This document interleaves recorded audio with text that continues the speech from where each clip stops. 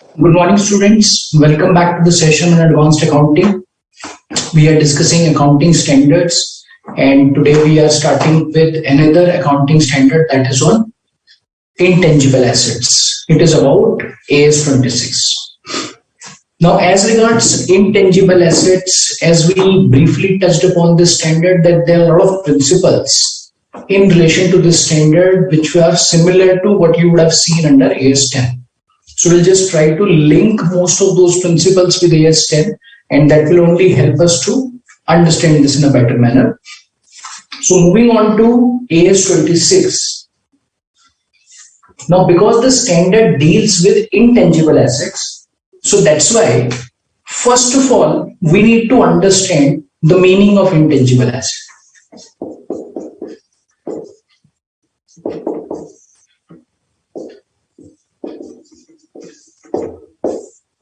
Now, what is an intangible asset? Okay.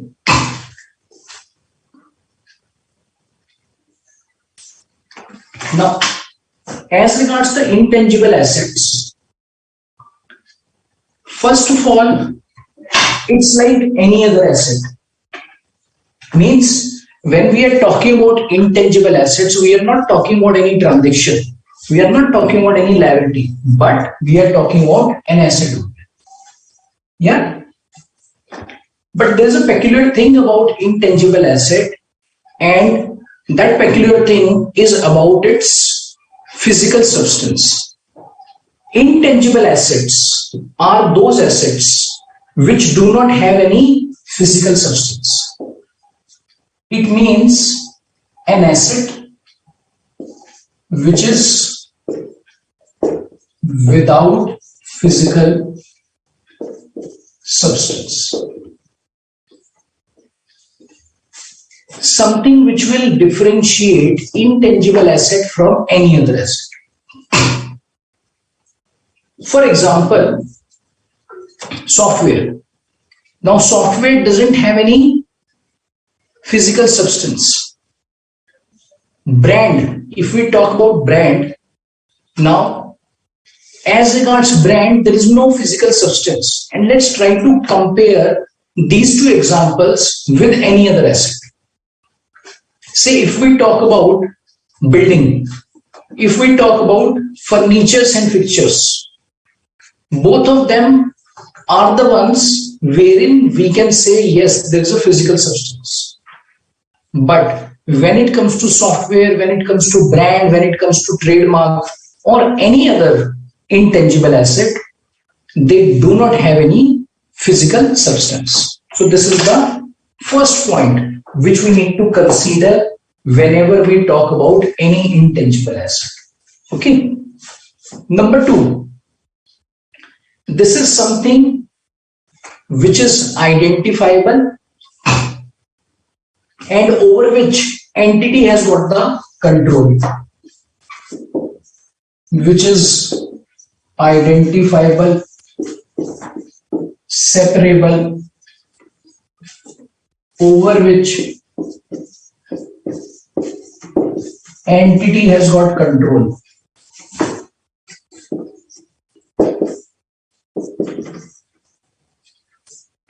Now, what do we mean by identifiable or separable?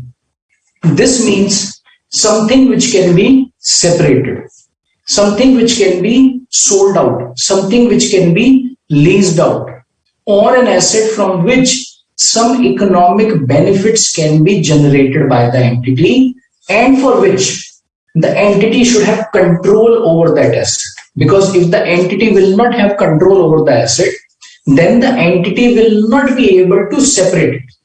Yes, so that's why separability is another very important criteria for assessment of any intangible asset. Now let's talk about patent once again. Say, for example, an entity has got a patent, or let's suppose any rights which the entity has purchased in respect of any business transaction or any transaction which the entity is planning to do.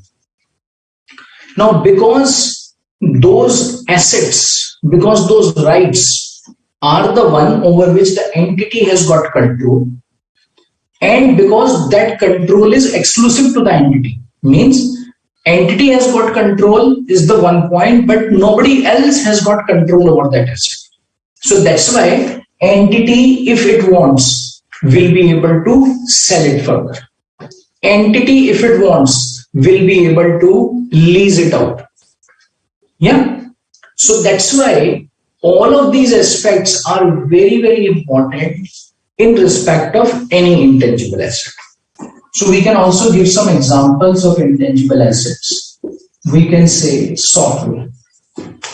We can say brand. We can say trademark. Yeah.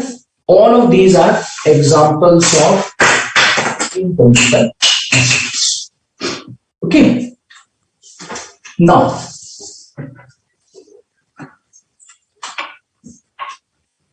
as regards the intangible assets, wherein we have understood that they do not have any physical substance, a question may arise: what if there is an intangible asset which has got embedded in a tangible asset? Tangible, we all understand. Tangible means something which is having any physical substance. Yeah. For example, if we talk about software only. Now let's suppose there is a software. We go and buy the software, because software we can go and buy. But how do we buy this software? Let's suppose there's some hard disk over which this software is available. Okay. So this software is within that hard disk. Yeah. So now what did we purchase? We purchased hard disk plus the software. Now a question arises that whenever we are making this purchase, okay, wherein along with the software, we are also purchasing some tangible part. How do we record it? Should we say that no, it's no longer an intangible asset? Or should we say no, actually we have purchased two things. One is tangible and second is intangible, and that's why those two need to be recognized separately. Now, how do we deal with this? So whenever we have any such type of situation, we always need to first of all understand what is the significant component in this transaction wherein along with software some tangible asset has also got purchased. Okay. Or you can say some tangible asset is available, or you can say software is available along with the tangible asset. Now let's suppose this software has been purchased for rupees 1 lakh. Yeah, this software has been purchased for rupees 1 lakh. And this software also comes with the hard disk, because within that hard disk this software is available. Now, whenever we are purchasing any software, we need to then understand that the price which we are paying today, is that price being paid for the software or the hard disk? Means, what is going to be the value of the hard disk?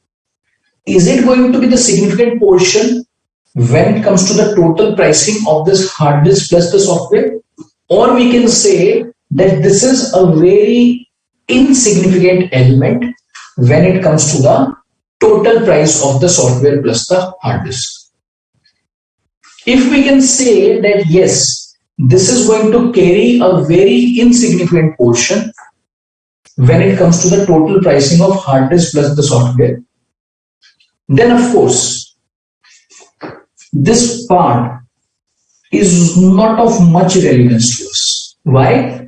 Because if this hard disk has a value of say rupees 1000 only, rupees 2000 only, then this is insignificant in relation to the total price that we have paid. And effectively, what do we say? We have purchased the software. wherein this should be capitalized as software only or intangible asset only. But if we say that no, the tangible portion has got significant amount, okay, this has got significant proportion in relation to the total price that is being paid or which has been paid. In such a case, we need to separate out these two. We need to separate these two and we need to recognize these two separately. So this will be recognized separately as tangible asset and this will be recognized separately as intangible asset. But in most of the cases, when it comes to the intangible assets, this portion will generally be of very insignificant amount. Yeah, so that's why considering this to be of insignificant amount, we will always be capitalizing only software in respect of this entire amount which has been paid. Okay, no amount will then get allocated to this tangible portion. Correct? Clear on this? Now, please confirm whether you have covered PPE. I understand that you were to touch upon PPE. Have you covered PPE? AS10 have you covered? Please confirm quickly.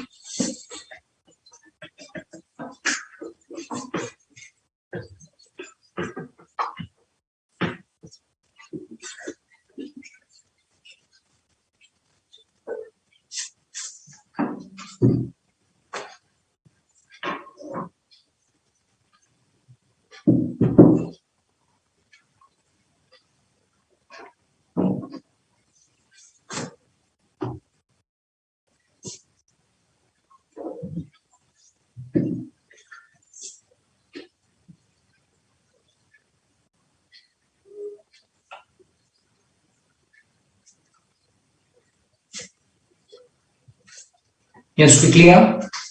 Please confirm AS10 you have all covered now. PP you have covered quickly.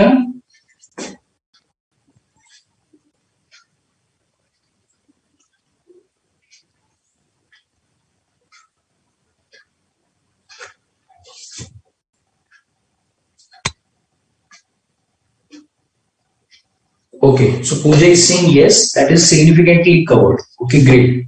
So we'll just try to draw a lot of principles from that standard and we'll just try to link that with this standard now. Yeah.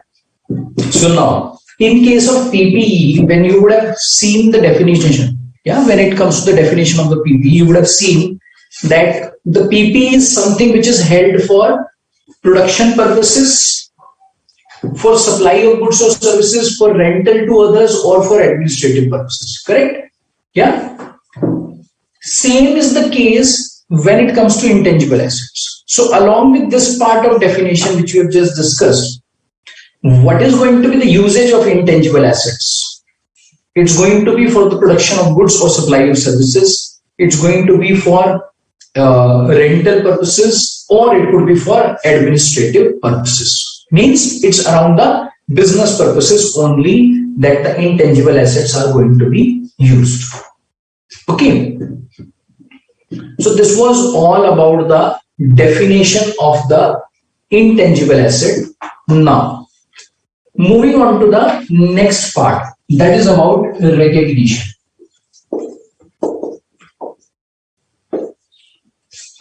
Moving on to the next criteria, that is about a recognition of an intangible asset. Now, can you tell me, forget intangible asset for the time being, when do we recognize an asset? When do we recognize an asset? So I'm not talking about intangible asset. I'm just talking about any asset in general. So what is the recognition criteria for any asset? Yes, quickly. Can you tell me?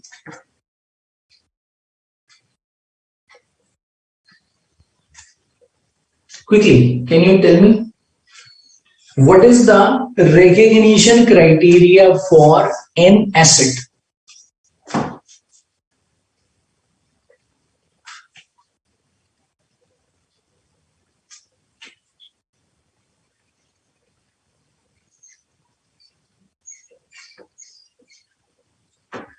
what is the recognition criteria for an asset? Yes. Any thoughts? Anything that you understand about the recognition criteria of an asset? Okay, Sanchita is saying we recognize an asset when we possess it. Means when we have got the possession. Okay, what about others? So one is the possession. Means when we get the possession, then we recognize it. Okay. Dia is saying when it is probable that future economic benefits will flow to the entity and the cost will be measured reliably. Okay, Vandana is saying when the asset is available for use. Mohammed is saying which gives a benefit over a period of time. Okay. Now there are a couple of criteria which we need to consider. When it is probable that the future economic benefits will be available. So future economic benefits are probable. Number 2, cost is reliably measurable. Now this is the recognition criteria for an asset. I'm not talking about intangible asset. For any asset, whenever it comes to the recognition, this criteria has to be evaluated. And whether it is about intangible asset, tangible asset or any other asset, same recognition criteria will have to be considered. Okay, means this recognition criteria you will apply to any asset. So that means when it comes to the intangible asset,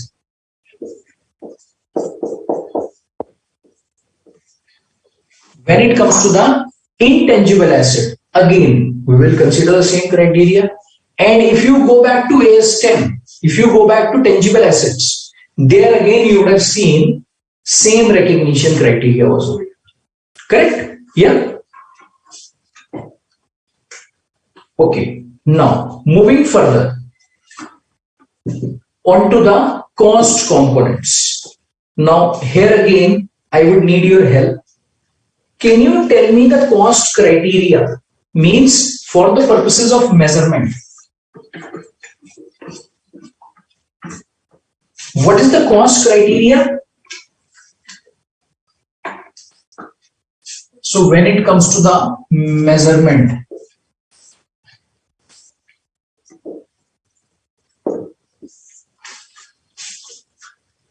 in case of PPE, you would have seen that PPE at the time of initial recognition is always measured at cost. Okay. And same way, at the time of initial recognition,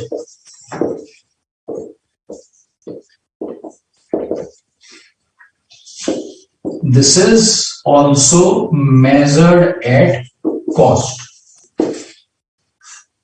At the time of initial recognition, an intangible asset is always measured at cost. Correct? Yeah. So this is again similar to what you would have seen under PPE. Now, we have discussed about recognition. We have also discussed about initial measurement, means measurement at the time of initial recognition, wherein we understood that intangible asset is always measured at cost at the time of initial recognition. I'm not talking about subsequent measurement. I'll get on to that slightly later. Now, if we were to measure this intangible asset at cost, now what are the cost components that we will consider in case of an intangible asset? Now, what does this cost comprise of? What does this cost comprise of? Here again, you will find most of the things similar to PPE, and I'm sure you will be able to link this. First is the purchase cost. First is the purchase cost. Yeah. Wherein we include purchase price. Okay. Any non-refundable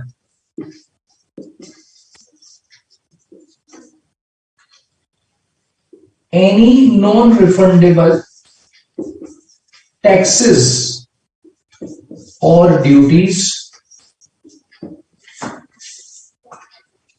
Any non-refundable taxes or duties are also considered here. Correct? If there are refundable taxes or duties, that will not get added to the cost. Okay. If there are any discounts or rebates,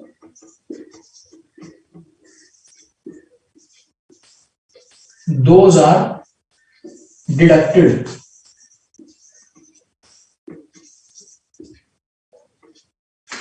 If there are any discounts or rebates, those are deducted from the cost of the intangible asset. And I'm sure it's exactly the same thing which you would have seen under PPE.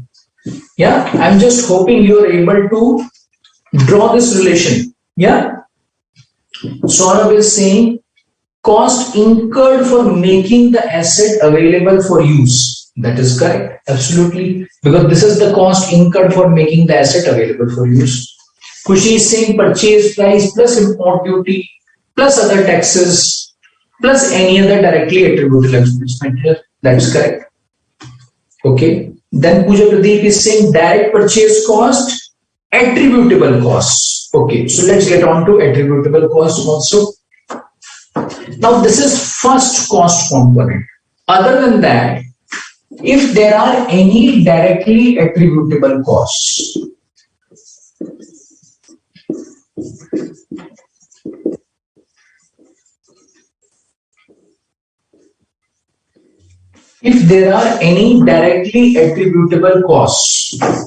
those are also added to the cost of an intangible asset. Any directly attributable costs are also added to the cost of an intangible asset. Now, what could be those directly attributable costs? For example, if we are developing an intangible asset,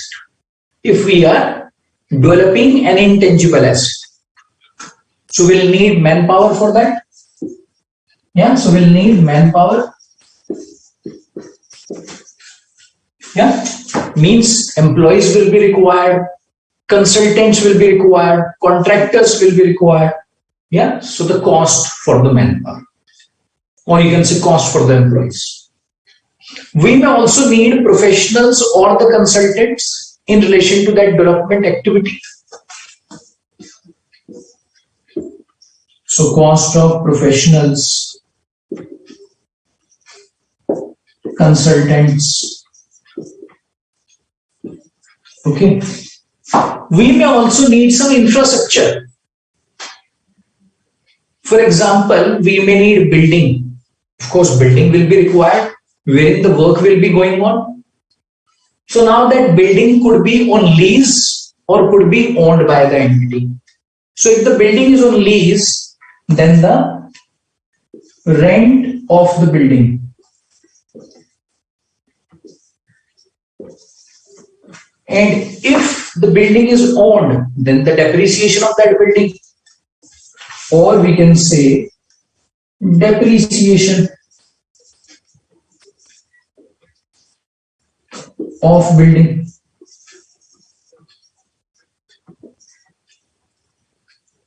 Correct? Yeah. Now, another point which you would have covered under PPE is about the dismantling cost. Yeah, that dismantling cost as a cost component is not available in case of intangible assets. Okay, so that third component does not exist over here. So when it comes to PPE, there are three components, but over here there are only two. Understood? And if I have to just sum this, if we have to go by the concept, then we need to remember one point. Any cost which is incurred in relation to intangible asset, any cost which is incurred in relation to intangible asset means it should be specifically towards that intangible asset only and not towards any other thing. Till then, it becomes available for use.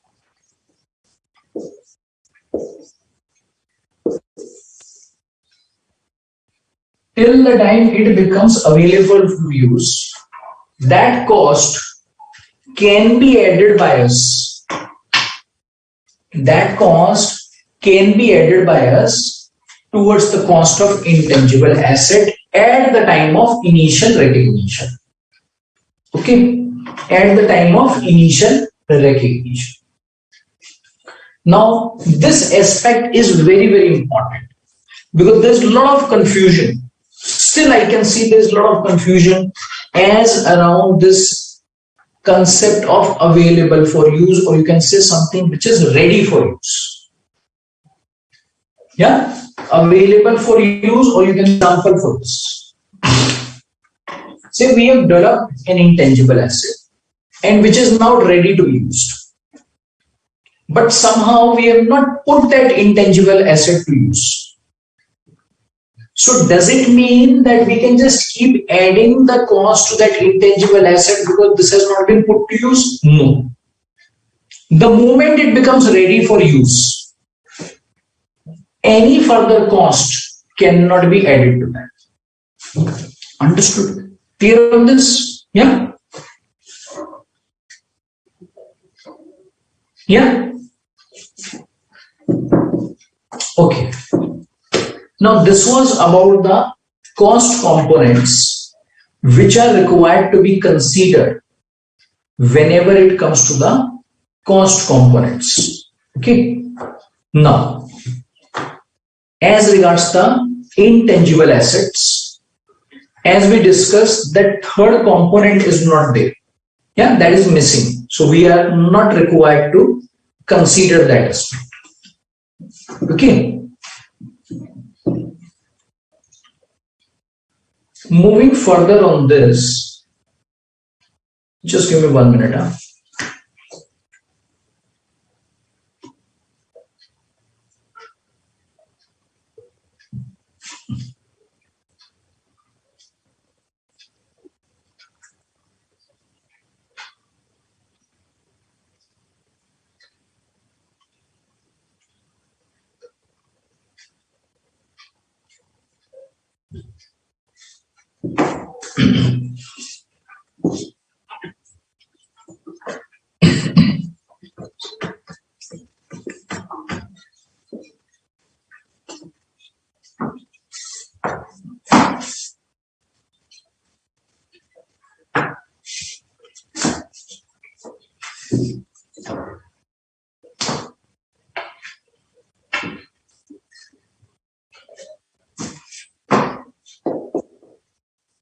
Internally generated intangible assets. You can say the most important part of this tender.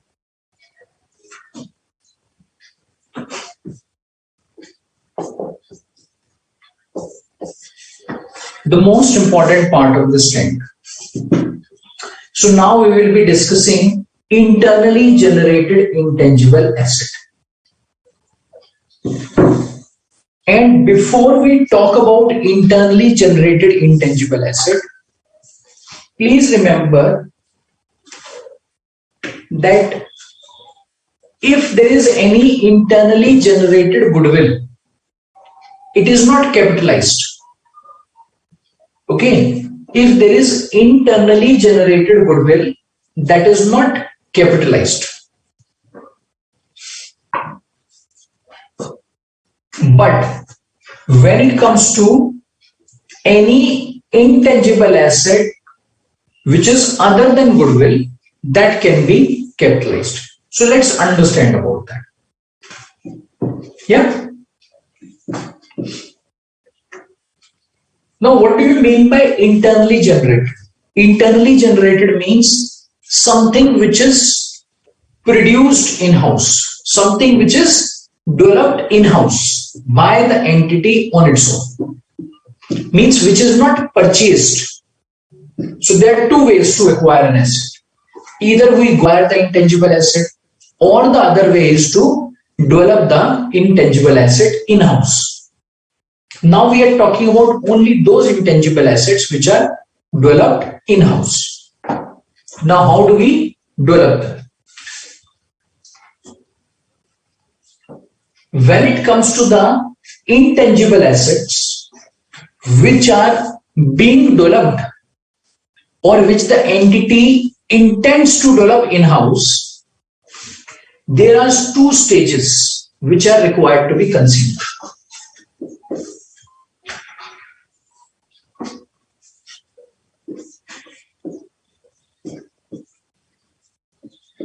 One is the research, second is the development.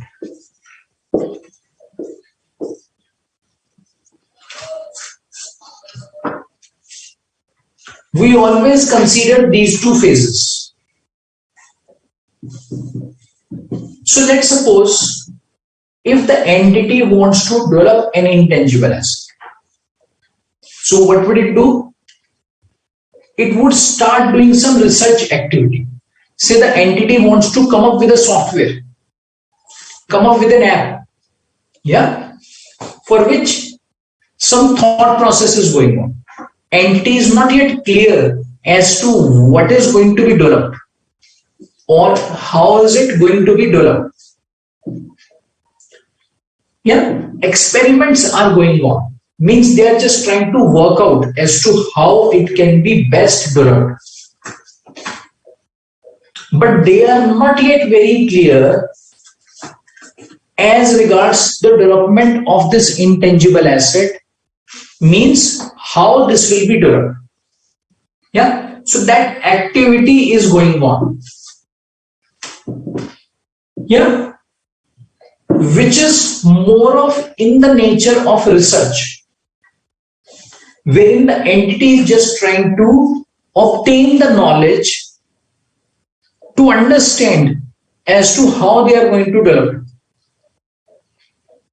But still, they don't have the clarity as to how it is going to be developed. Okay, if the entity, let's suppose, is in that phase, is in research phase.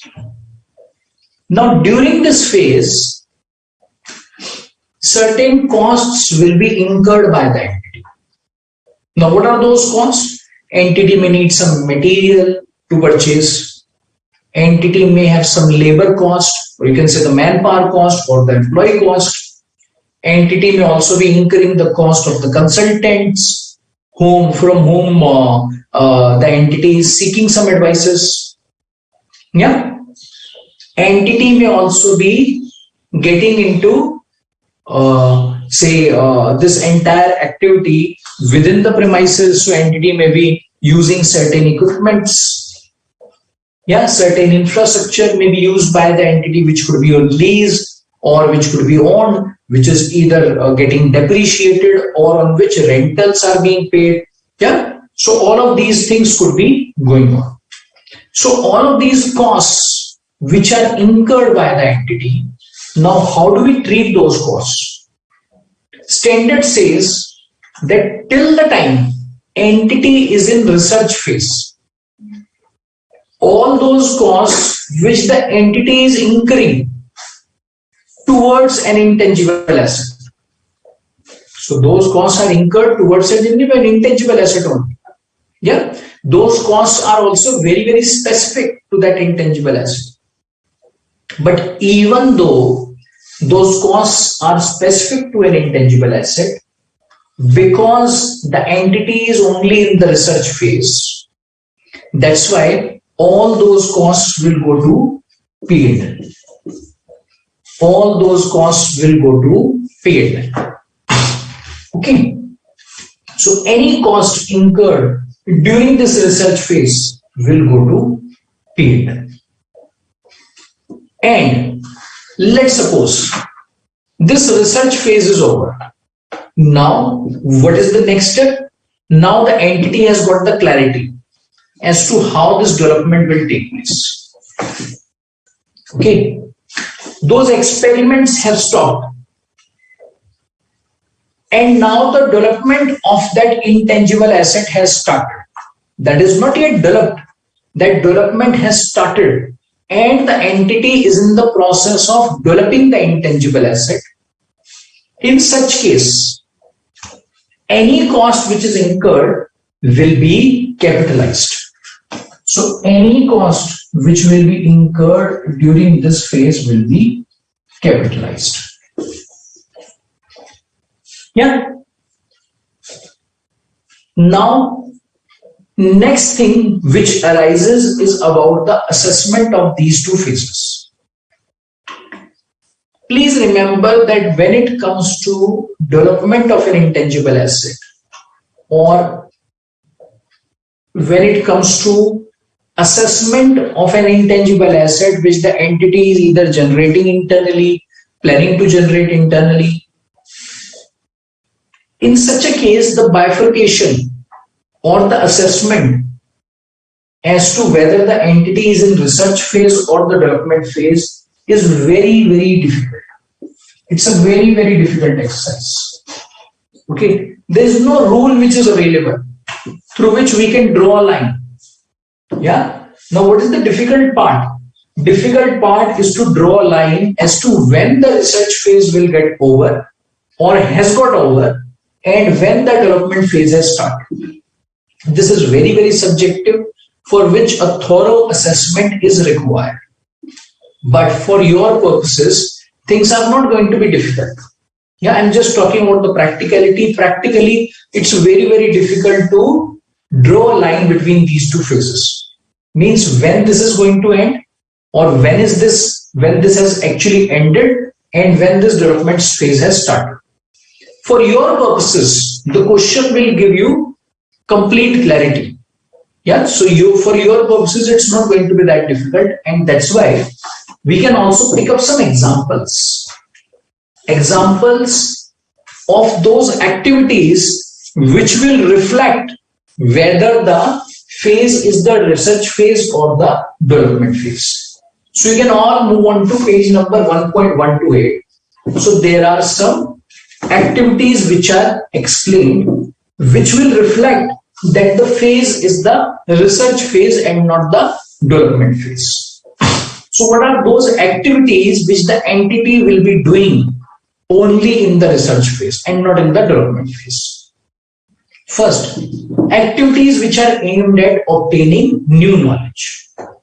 Search for evaluation and final selection of application of research findings or other knowledge. Search for alternatives for materials, devices, products, processes, systems, or services.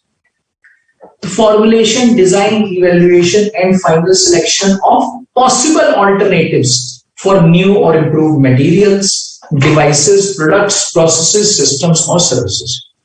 Now, as you can see, the search is going on.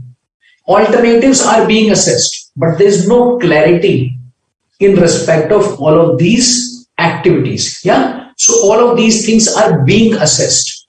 This is what is reflective of the research phase. And let's understand the activities which we can say are the indicative, or what are the activities which you will find only in the development phase. An intangible asset arising from development should be recognized if and only if an entity can demonstrate all of the following. Means only if all of the following activities are taking place, or you can say all of these conditions are fulfilled, then the entity can say it is into development phase, otherwise not. Yeah. First, technical feasibility of completing the intangible asset is there. Okay. Number two, entity has the intent to complete the intangible asset. Entity also has the intent then to use it or to sell it. Means the intent should be very clear on the part of the entity. Entity should also be able to use it. Entity should also be able to sell it. How the intangible asset will generate probable future economic benefits. Yeah, so this aspect should also be clear. Means it's all about the financial viability of the intangible asset. So let's suppose at one place, entity has got the intent. Okay. Entity has also got the resources to develop it. But let's suppose when the intangible asset will get developed, it will not be financially viable. So should the entity go for this? No. If this is not financially viable, will it give the economic benefits? No, because eventually this will lead to losses. Yeah. So availability of adequate technical, financial, other resources to complete the development. Its ability to measure the expenditure means the costs which are incurred specifically to these activities should also be identifiable, should also be reliably measurable. So when all of these criteria are fulfilled, you can just mark those criteria. These are very, very important, and you can say this part of internally generation of intangible asset happens to be the most significant part of this tender. Okay. And what are the activities you'll see in the development phase? Design, construction, testing of pre-production or pre-use prototype. So now there's a prototype in place. Design of tools, jigs, molds, dies involving new technology. Design, construction, operation of a pilot plant that is not of a scale economically feasible for commercial production.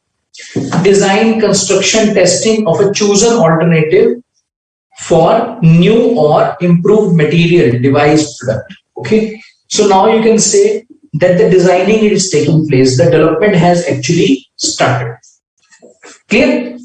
It's significantly different from what you would have found under research, wherein the search was going on, wherein the alternatives were being assessed. Now that clarity is there, and having that clarity, development has actually started. Okay. Yeah. We can now move on to one example on page number 1.130.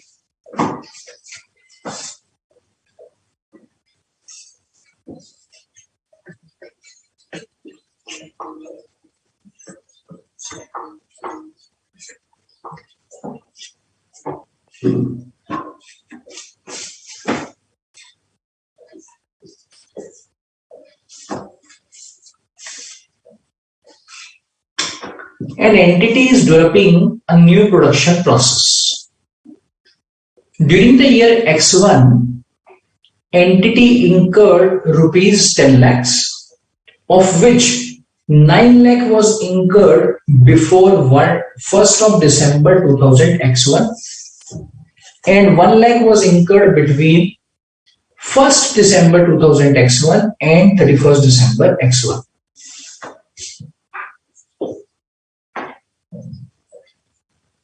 Okay, so we have this cutoff of 31st December 2000 X1 and 1st December 2000 X1. Yeah.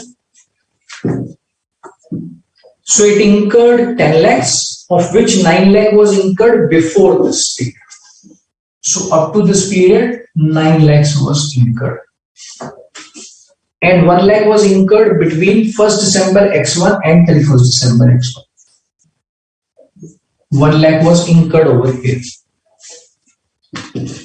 Entity is able to demonstrate that at 1st December 2000 X1, the production process met the criteria for recognition of intangible asset.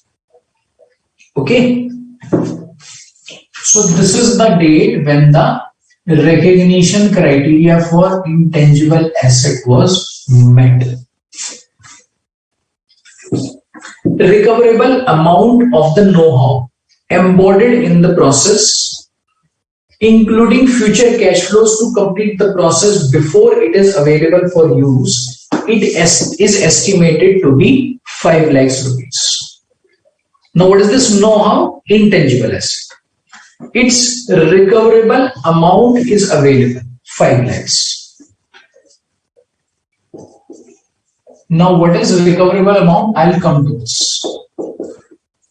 This is 5 lakhs. At the end of X1, production process is recognized as an intangible asset at a cost of 1 lakh. Okay, the expenditure incurred since the date when the recognition criteria was met, that is 1st December, and the amount which is spent up to 31st of December, up to 1st of December. Now in this case, up to 1st of December, the recognition criteria was not met. So what was going on? Research. So where do you take this expenditure? P&L. Yeah, this expenditure goes to P&L. But this expenditure will be capitalized.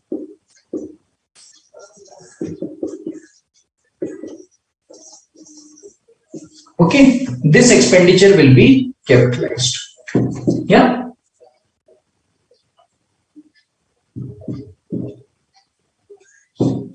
During the next year, X2, expenditure incurred is 20 lakhs. Okay, during the next year, 2000 X2, and I think we are following calendar year over here.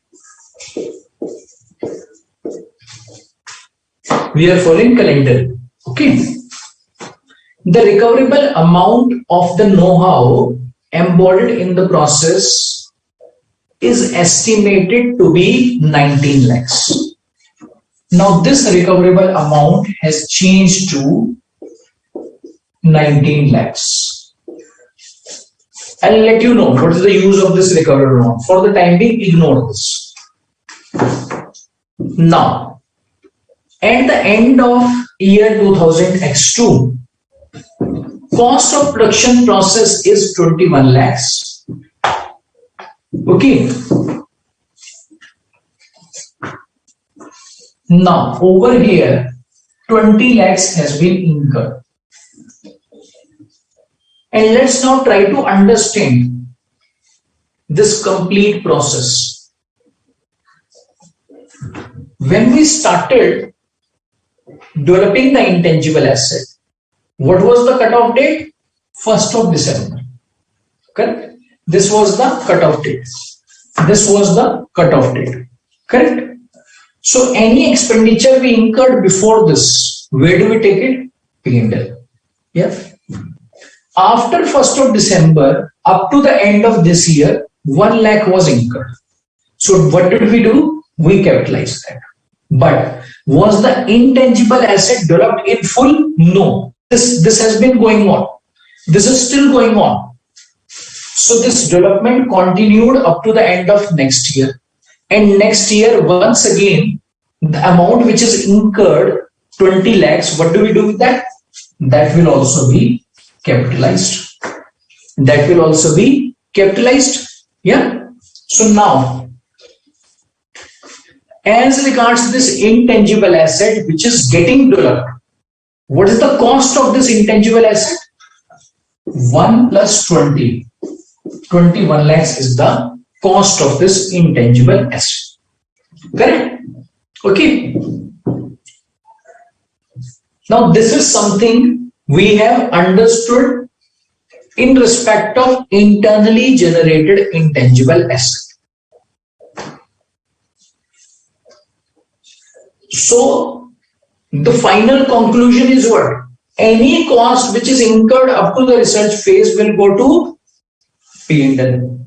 and any cost which will be incurred in relation to development will be capitalized always. Something which we have done over here. Yeah. Forget this recoverable amount for the time being. If you have any questions, any doubts up to this stage, let's discuss that. Then I'll come to this part also. Okay, I think I missed some queries also in between. I'll just answer that. Pooja Pradeep asked me, sir, are the refundable taxes and duties for which input credit is available is to be deducted or ignored? See, this will not form part of your cost. So let's suppose if you purchase something for 100, on which there is a duty of 10, and that is refundable. So you will not add that to the cost. So in a way you have deducted this. So your total cost will be 100. It will not become 90. It will not become 110. It will be 100. Riya is saying it's quite similar to AS10 in terms of some of the principles. Yes. Pooja is then asking, internally generated goodwill is not considered as an asset? Yes, that's true. Sanchita is saying, what about purchased goodwill? Purchased goodwill you can capitalize. Okay, but purchased goodwill is something which you will get at the time of acquisition of the business. Okay, otherwise you will not be purchasing goodwill only. This comes along with the business, so that is something you should see in case of amalgamations.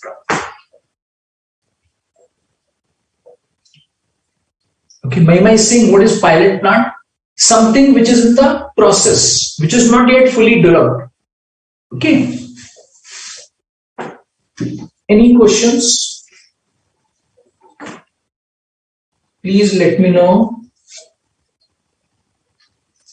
Any further questions on this?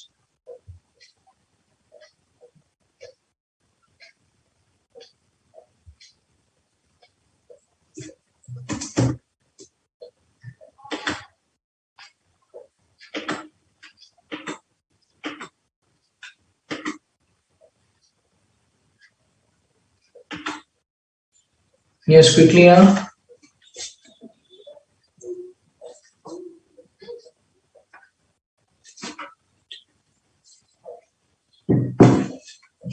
All understood so far? Okay, perfect. So let's move on to this other part which has been included in the example. So now please remember that in relation to AS26, we are only limited to charging the amount to P&L when it comes to research and capitalizing it when it comes to development. This aspect which has been included in the example in relation to recoverable amount has nothing to do with AS26. Okay, this has nothing to do with AS26. So there is a small concept of another standard AS28 which has been included over here. That is about impairment. Okay. And that's why let's not focus too much on that. I'll just quickly take you through that part. Because that is, again, as I told you, is not the focus area for us. Because this is something which is related to some other standard which has been linked over here. That standard says, impairment standard says, that whenever there is an asset for which impairment testing is done. Now, what do you mean by impairment testing? Means for that asset, we will check its market value in a way. Okay, for the time being, I'm just keeping it very, very simple, and that's why I'm saying its market value. Now, let's understand about the asset that we have in hand. As at 31st December X1, we had an asset which had a cost of 1 lakh rupees. Correct? I'm not talking about 31st December X2. On 31st December X1, we had an asset which had a cost of 1 lakh only. Yeah? The recoverable amount for the time being, you can say, is the market value for the time being. So its market value is higher. Its market value is higher than the cost. In such a case, we are not required to do anything. We will ignore this. Let's move on to the next year. Over here, we have got an intangible asset which has a cost of 21 lakhs. Its cost is 21 lakhs, but its recoverable amount is 19 lakhs. Means if we go to the market and if we check its marketability, it will only be limited to 19 lakhs. In such a case, standard says we should create a provision for this loss. It's a kind of loss which is called as impairment loss. This is something which will require a provision for impairment loss. And how do we compare it? By comparing the cost with the recoverable amount.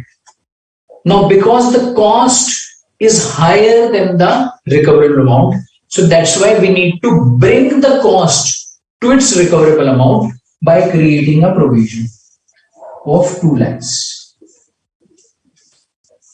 In such a manner that the carrying amount of this intangible asset becomes 19 lakh. Clear? As I told you, the concept of recoverable amount has nothing to do with intangible asset. This concept comes from another accounting standard which is not in your course. Okay, so you can just briefly understand this. Don't focus too much on this. Yeah, clear? So now moving further,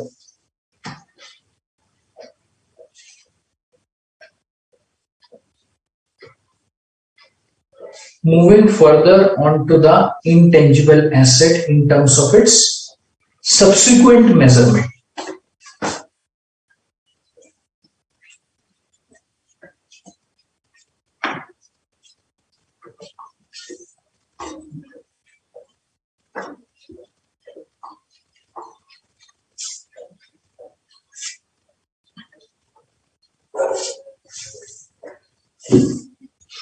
In terms of its subsequent measurement, the next concept which we now need to understand is about the amortization.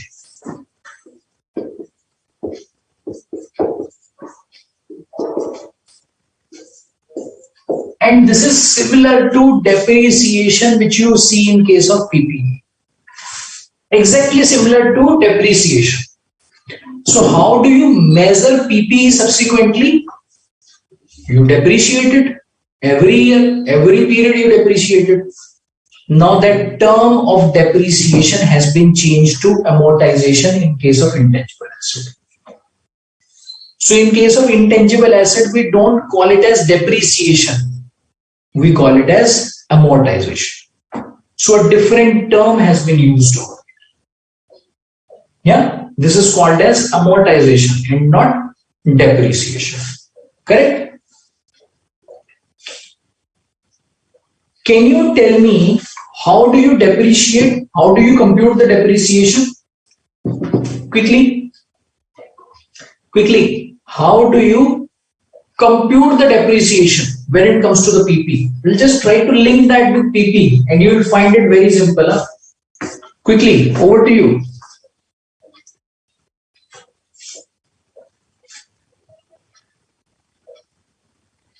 Jay is asking, sir, why internally generated goodwill is not recorded and purchased goodwill is recorded? Because internally generated goodwill will not meet the criteria of an intangible asset. Yeah, the criteria of intangible asset that we discussed, it will not meet that criteria. That's why it's something which is not recognized. Okay. Yes, quickly, can you tell me how do we compute depreciation? Quickly, over to you. Okay, great. We are saying cost minus salvage value divided by life. Cost minus salvage value divided by life. Mridul is saying using method SLM WDV. Vrinda is also talking about the methods. Then Pooja is saying useful lives, rates, residual values are required to be considered. Okay, great. So now what do we do? Cost less residual value divided by useful life. Correct? This is the formula for computing depreciation. Or you can say the concept for computing depreciation. We have exactly same concept, same formula for computing amortization. Yeah, as I told you, it's only a term which has got changed. Otherwise, it's exactly same. Yeah, Ramakrishna, Jay, they have answered. Samyak has also answered. Great. Now, cost is something we already know. In case of an intangible asset, similar to what you will do in case of PPE, you will estimate the useful life of an intangible asset. Okay, this life will have to be estimated. This life will have to be estimated, and whatever is the estimated useful life, that we will consider for the purposes of computing amortization. From the cost, every time we reduce residual value. In case of PPE, you will generally find residual value.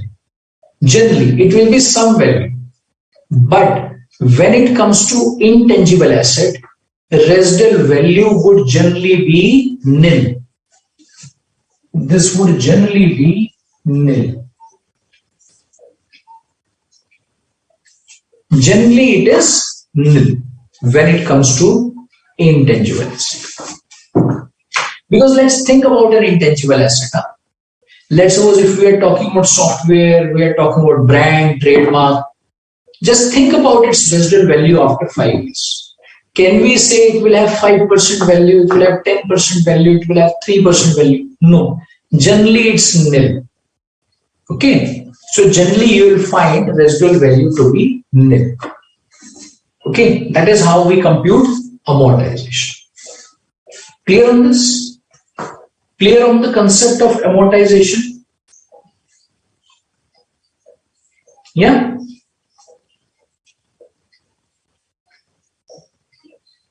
And as regards the methods remain the same. We can use SLM, we can use WDV, we can use unit of production method. So those methods are same. Okay. There's no difference in terms of the methods over here. Clear? So we can now pick up some examples. Let me just move on to an example. So let's move to illustration number 2, page 1.137.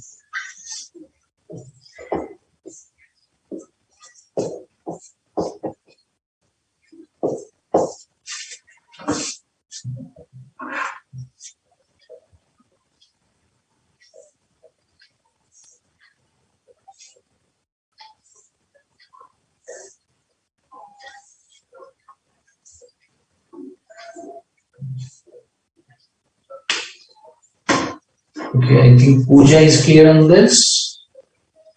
Sakina is asking WDV or SLM is used to calculate depreciation. Same is the case over here.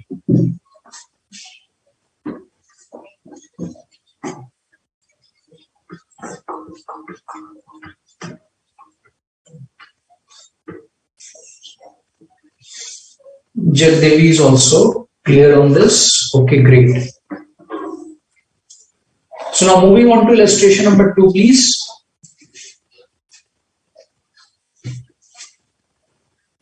Company had spent 45 lakhs for publicity and research expenses on one of its new consumer product, which was marketed in the accounting year X1, X2, but it proved to be a failure. So we are talking about X1, X2 when the product got marketed. Marketed, you can say, when it was launched. So the company spent 45 lakhs. Okay. State how will you deal with the following matters in the accounts of this company for this year. So you need to tell me the accounting treatment, please. Over to you quickly. I think it's very, very simple for you to answer.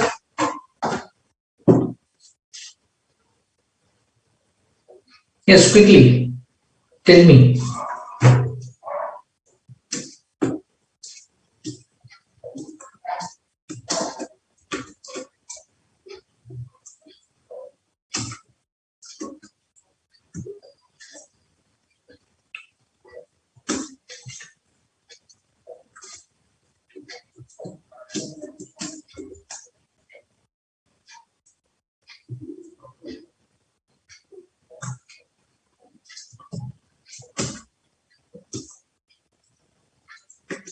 Yes, quickly.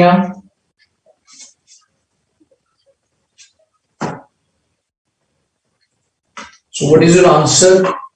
Okay, Ria is saying illustration number 2, there is no future economic benefit. So as per AS 26, it should not be recognized. We need to take it to P&L. Shivam is saying it will be taken to P&L. What about others? How do we treat this? Okay, then Pooja is saying it should be charged to P&L. Okay, Vrinda is saying it should be charged to P&L. It's a research. Mohammed is saying charged to P&L. Harsh is saying it will be treated as expense. So that means it will be charged to P&L. Great. I think we are all clear on this. Yeah. It's something which has no future economic benefit. Yeah. It proved to be a failure. So that's why where will it go? It will go to P&L as expense. Correct? Yeah. Okay, moving on to the next illustration now. Illustration 3.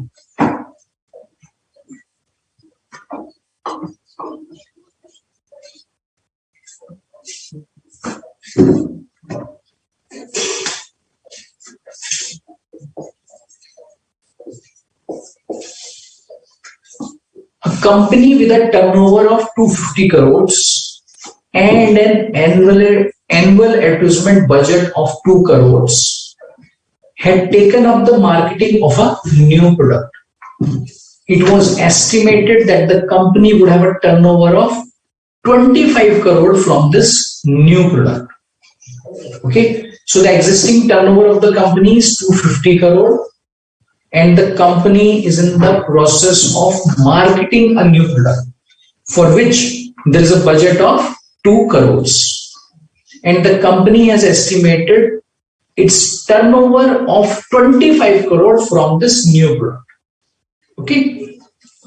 Company had debited to its P&L the total expenditure of 2 crore which is incurred on extensive special initial advertisement campaign for the new product. For this advertisement, company has incurred 2 crore and what the company did was company took it to P&L. This entire amount was taken to P&L. Okay. This 2 crore has been spent on marketing of a new product. Advertisement for a new product. And please remember, from this new product, company has estimated that it will generate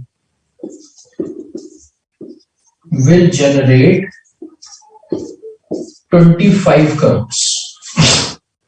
So by spending 2 crore, company is estimating that it will generate 25 crore from this new product over and above what the company's actual turnover is. Okay. Now, in this scenario, the question is, how should we treat this? Though the treatment is available in the question, they are saying they have taken it to P&L, but you can just give your views. How do you think you will deal with this?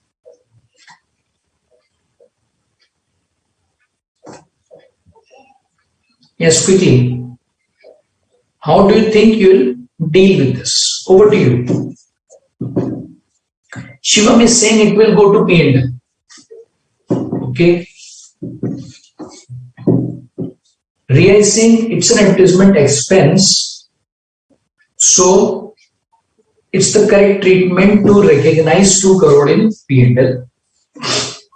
Pooja is saying it's correct because these are selling expenses. Okay, then I think Pooja is saying these are marketing expenses which are not covered under research cost, so it's something which will go to P&L. What about others?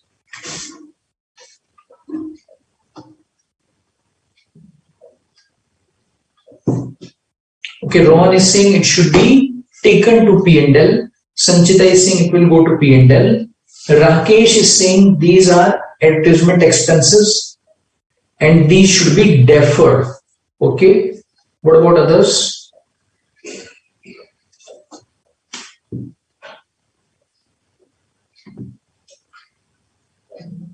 Jagdevi is saying it's the correct treatment. Okay, Preksha is also saying the treatment of the advertisement expense by the company is correct. Now, let's again understand it's the advertisement expenditure. Advertisement has nothing to do with the development of the product, something we have already discussed. What do we capitalize? Which is in the development phase. And that too only if it's related to the generation of the asset. Advertisement has nothing to do with the generation of the asset. It's a marketing cost. And where do you take the marketing cost? It will always go to the P&L. Irrespective of the fact that due to this marketing, some economic benefits will arise or may increase. Marketing expense, advertisement expense will always go to P&L. So that's why the accounting treatment done by the company is absolutely correct. Okay. Khushi and Sandeep have the same answers. Vivek is saying yes, future economic benefit. Okay, I think Vivek was answering this. If Dorji is saying it's an initial advertisement, so it will go to P&L. Yeah, that's correct. So Pooja is asking, sir, there are 2 Pooja. Yes, there are 2 Poojas. Huh?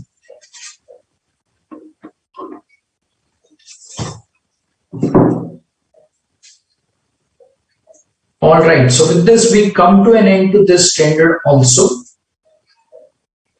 So now before I pick up the next one, let's discuss any queries, any doubts in case you have.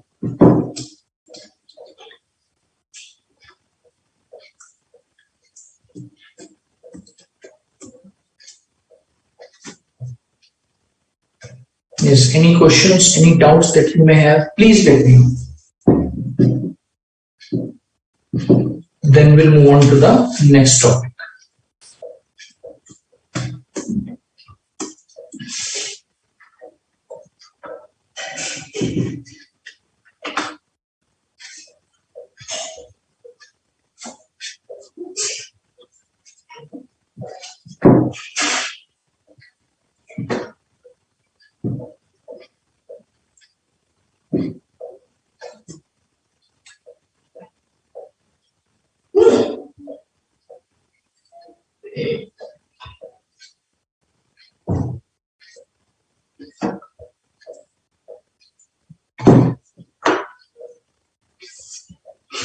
Okay, Riya is clear on this. Shivam is asking about the recoverable amount concept. See, in case of recoverable amount concept, you need to compare the cost with the recoverable amount. In case the cost is higher than the recoverable amount, then the difference between these two will be created as a provision for impairment loss. And you don't need to get into details of this concept because, as I told you, this concept is something which is not coming from AS26. This is coming from AS28. And I understand AS28 is not a part of your course. Okay, so that's why let's not get into too much details of this. Yeah.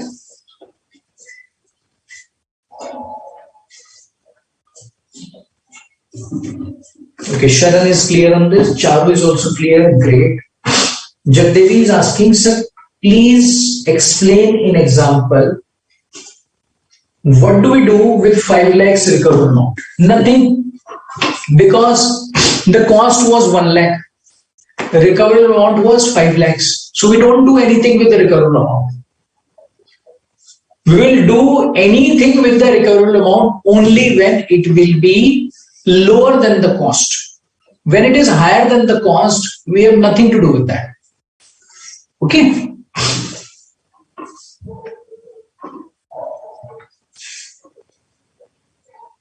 Any more questions? Okay. Then Charu is asking, sir, what's the difference between ready for use and available for use? These two are same thing. Huh? Ready for use, available for use are same, but put to use is different.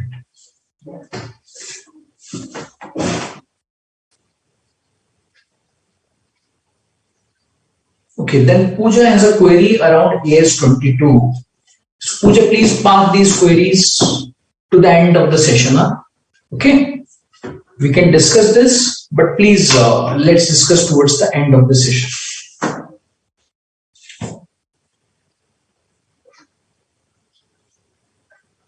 Okay, Jay, Sanchita, Jagdevi, they are clear on this. Okay, Pooja is also clear on this.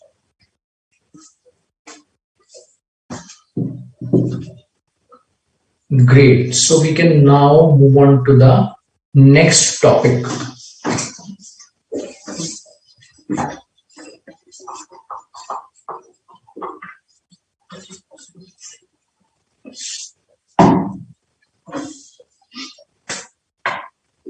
AS20.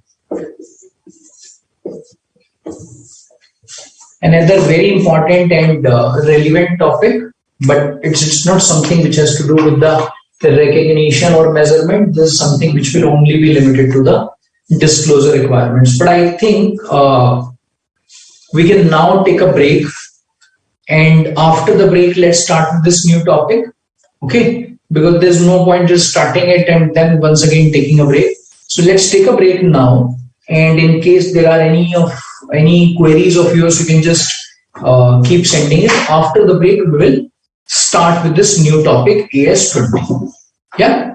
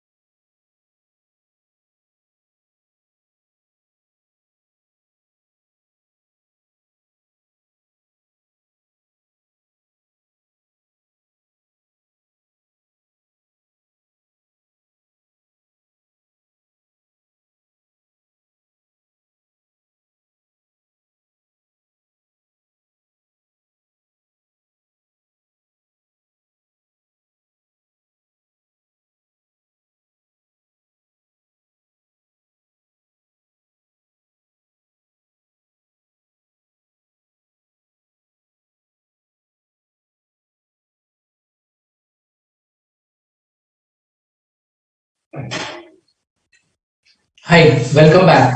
So we'll now start with this new topic, AS20, which is about earning per share.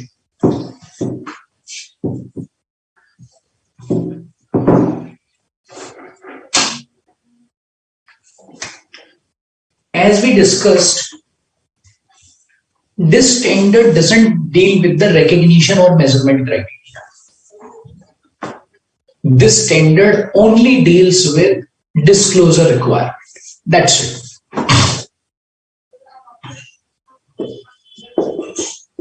Basic earning per share. EPS. You can say earning per share or EPS. Or you can say basic earning per share, so that's why BEPS. Whenever we talk about earning per share, it means basic earning per share, until unless it's specified otherwise. Yeah. See, when the investor invests in a company, he has introduced capital in the company. So he always looks out for some return from that company. Correct?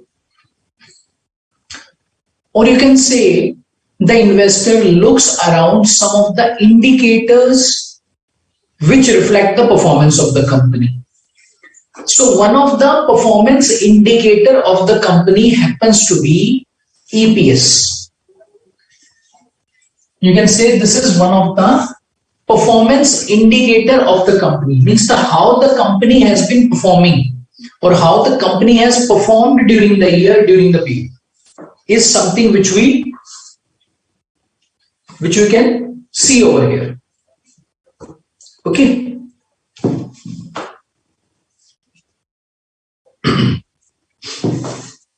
Now, in relation to this aspect,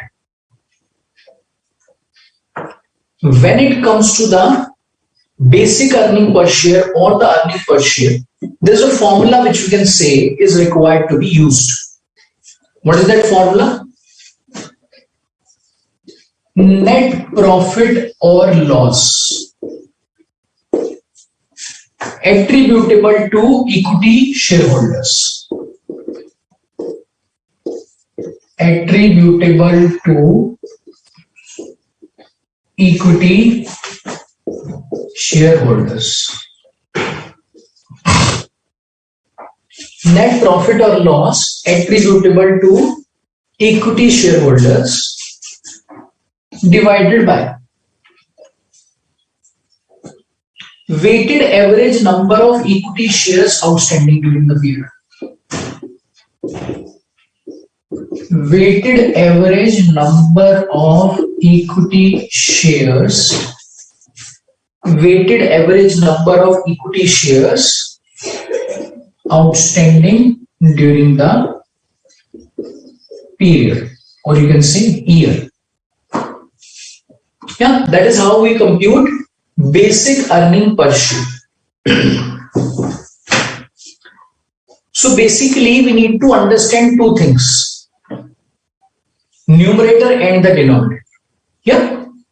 So let's talk about numerator first of all. What do you mean by net profit or loss which is attributable to equity shareholders? So let me just take you to the P&L of a company. So this is the P&L of the company. In this P&L, we have the PBT, let's suppose is X, less tax. What do we get? PAT. Profit after tax. Okay. Now this profit which has been computed after tax is what? This profit which has been computed after tax is the one which is freely available,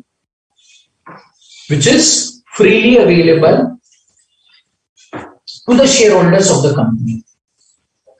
And the company may have two types of shareholders, equity shareholders or the preference shareholders. Yeah. So after paying tax, this much profit is available for distribution. Yeah. This much profit is available for distribution after paying tax. Now, when it comes to this profit which is available for distribution after paying tax, what is the next aspect that we need to consider? The next aspect that we need to consider is only that amount of profit which is available for equity shareholders. Because this much profit doesn't only belong to equity shareholders. This will also belong to preference shareholders in case the company has got preference shareholders. That's why from this PAT, if we reduce the preference dividend,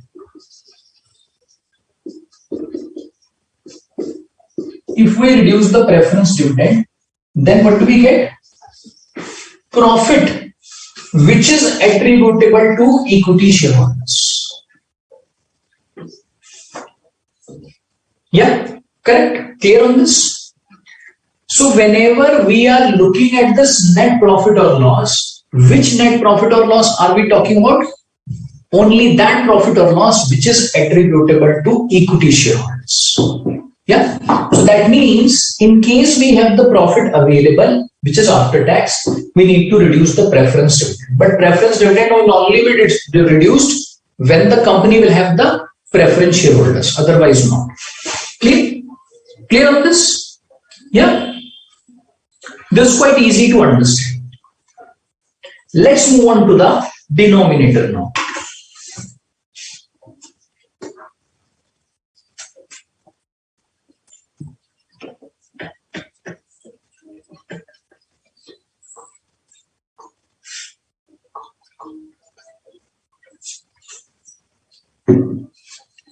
In the denominator, what do we need to consider? Weighted average number of equity shares outstanding during the year or the period.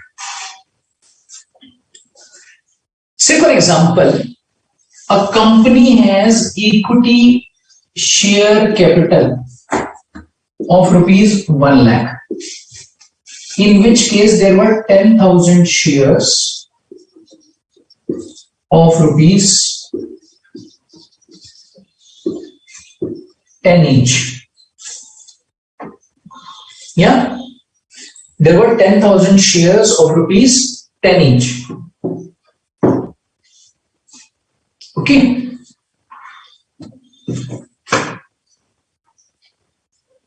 Now in this case, the number of equity shares is what? This is 10,000. Okay. Over here, we are not required to consider the number of equity shares. We are required to consider the weighted average. Why? Because it may happen that during the year, this number may have changed. This may have increased or decreased. And we are not looking at this number as at the end of the year. No. Please remember, it's during the year. Mostly there is a confusion that we should pick the number as at the end of the year, which is incorrect. We need to consider the number which has remained throughout the year. So that's why, in case this number has remained unchanged during the year, then it will remain 10,000. But if let's suppose at the beginning it was 8,000, during the year 2,000 got added, then the weighted average of these two is required to be computed. And how do we compute the weighted average? Weighted average is computed by assigning weight of time. By assigning the weight of time. Okay, yeah, clear? We need to now move on to illustration number 1, with the help of which we will understand how this weighted average is computed. Because we have understood that we need to take the weighted average. We have also understood that we will not take the equity shares which have remained outstanding as at the end of the year. We are clear on that. But how do we compute the number of equity shares during the year on a weighted average basis? We'll get this clarity from illustration number 1. Yeah. So let's go to illustration number 1, page number 1.96.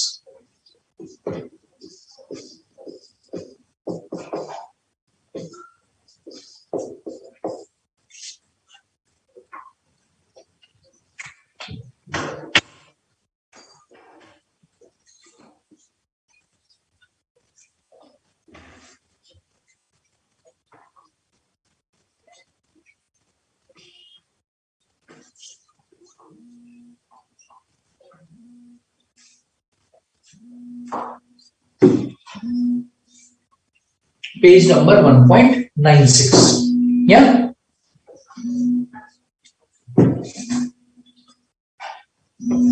On 1st of January, that means as at the beginning of the year, what was the number of equity shares? 1800.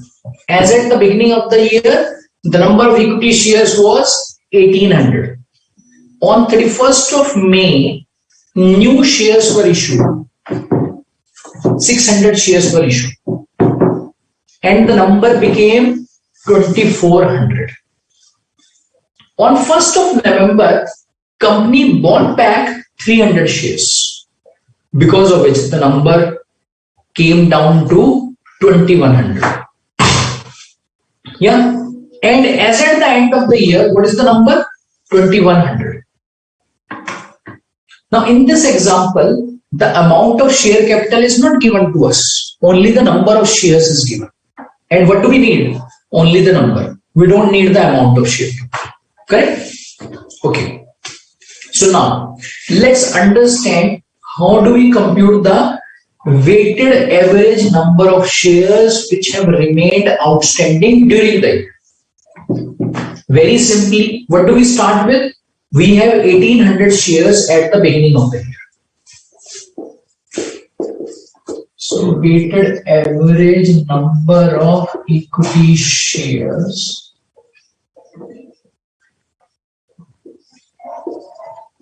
outstanding during the year. Yeah.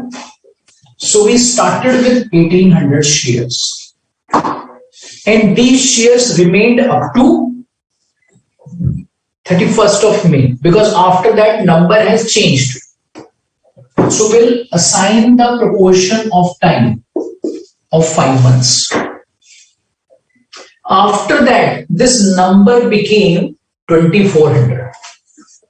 So then we consider 2400, and this number remained 2400 up to 1st of November. Means for next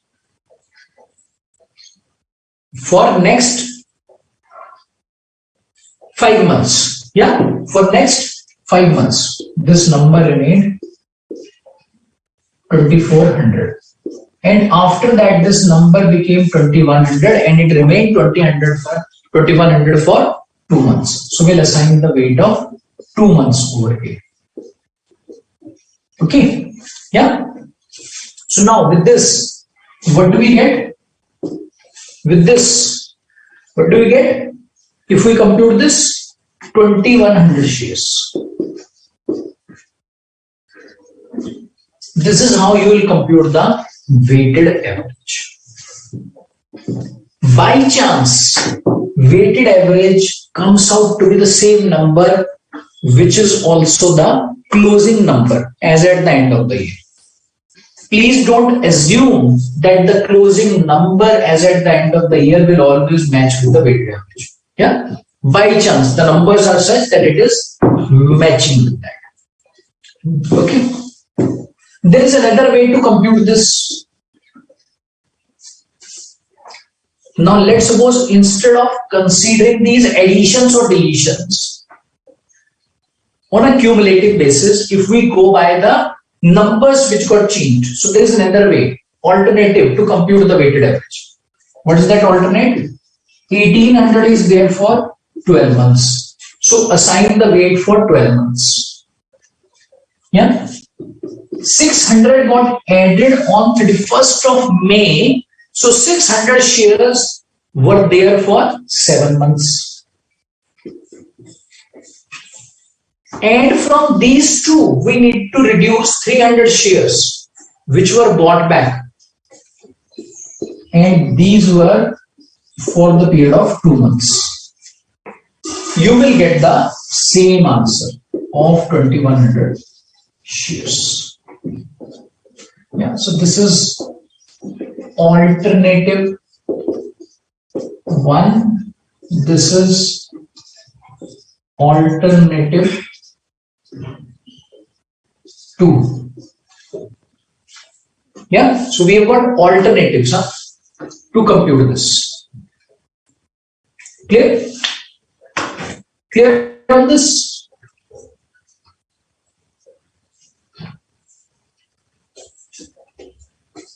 Clear on this?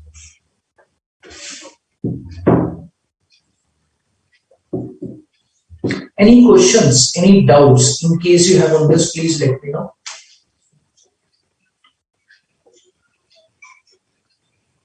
Okay, Meman is asking, sir, how do we get 5 divided by 12? We are starting from 31st of May up to 1st of November.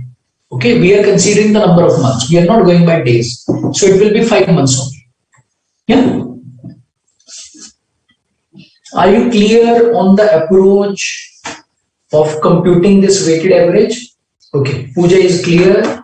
Sandeep has got the same answer. Charu is also clear. Great.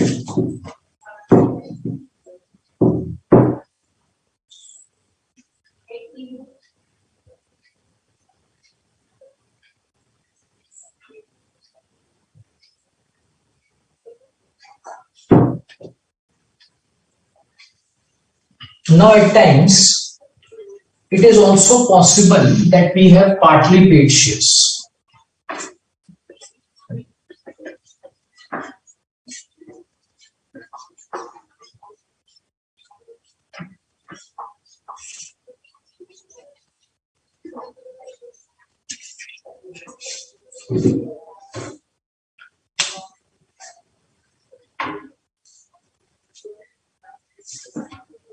At times, it is also possible that we have got partly paid shares instead of fully paid shares. So let's understand how do we deal with that. So we can pick up an example. Yeah, with the help of example only, we'll try to understand how to deal with that. So you can go to illustration number 2.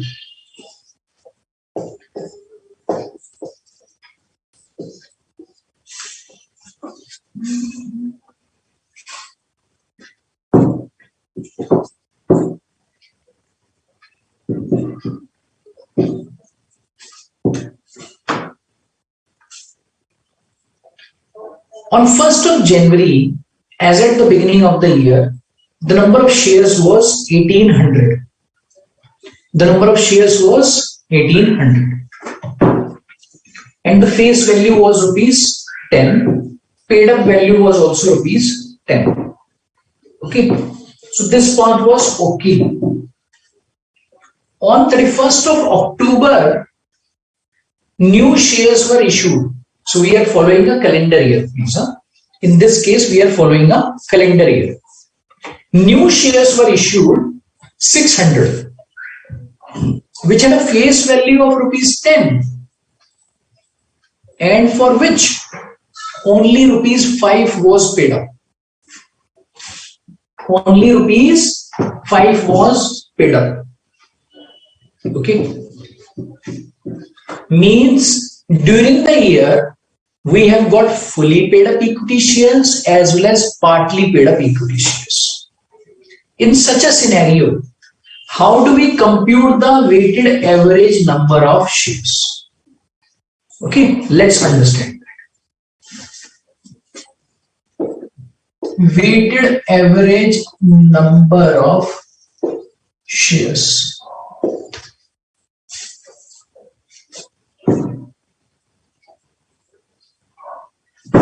1800 shares were there for full year. and these are also fully paid up. So we will consider these for 12 months. We will consider these for 12 months. Yeah, this part is okay. Our confusion is only around 600 shares. Our confusion is only around 600 shares which were issued on 31st of October. Yeah, which were issued on 31st of October. So that means these were only for 2 months. These were only for 2 months. Correct? Now, can we consider these shares in totality? Considering the fact that these are partly paid up, the answer is no. Whenever the shares are partly paid up, so we will consider them only to the extent they are entitled to participate in dividend. Means, in simple terms, we will consider them in proportion to the payment which has been made. So now in this case, for these 600 shares, what is the proportion which has been paid? 50%. So we can say 50% is the proportion which has been paid. Yes or no? Why? Because out of 10, 5 is paid up. So means their entitlement is what? 50%. Correct? So we will consider only that much number of shares. And that much number of shares will be considered for the period for which they stayed during the year. Correct? With the help of which, what do we get? We get average of 1850 shares. So this will become the denominator for us. Please remember, our objective is what? In this standard, our objective is to compute the EPS. Because this EPS is presented in the statement of P&L. When we prepare the statement of P&L, EPS is presented over there. Okay. For the purposes of EPS, we were discussing two things are required: numerator and denominator. So for the time being, we are only focusing on the denominator. But eventually, what is it that we will be required to do? EPS computation. Okay. So whenever we will compute EPS and we will have this type of situation. So this is how weighted average number of equity shares outstanding during the period will be calculated. Clear? Clear on this? Any questions, any doubts that you may have on this, please let me know.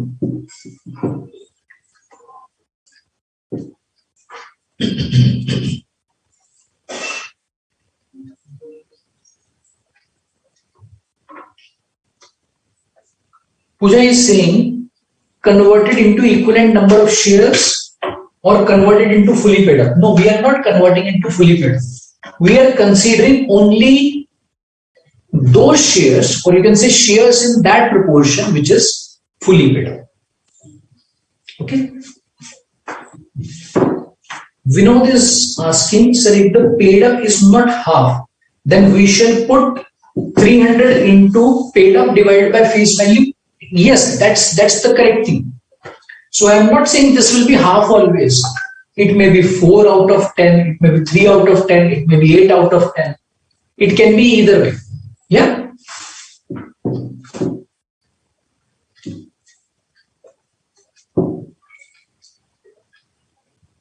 Okay, so Vinod is clear on this. Tanu is also clear. Vandana is also clear on this.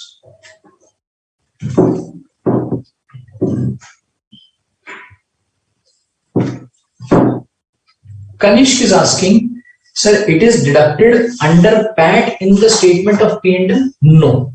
See, it's not deducted anywhere. Please remember, EPS is a separate line item which is presented in the statement of P&L. It's only a presentation or a disclosure, you can say.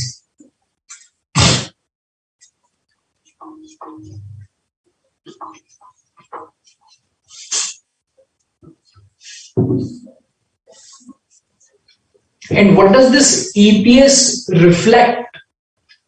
When we will compute EPS, we'll also get to understand what does it reflect. You will get more clarity then. Okay.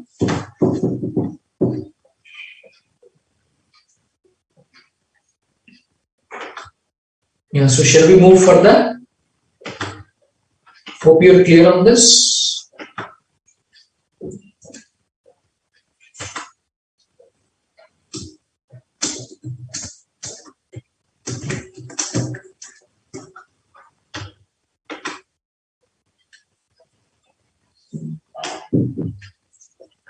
Okay, now, at times, it is also possible that the company has issued bonus shares. I'm hoping that you would have covered bonus shares. Can you please quickly let me know, bonus shares is something you have covered or not? Do you understand about bonus shares or not? Quickly, over to you. Rakesh is saying, sir, security premium is considered? No. That's a reserve. We don't consider reserves.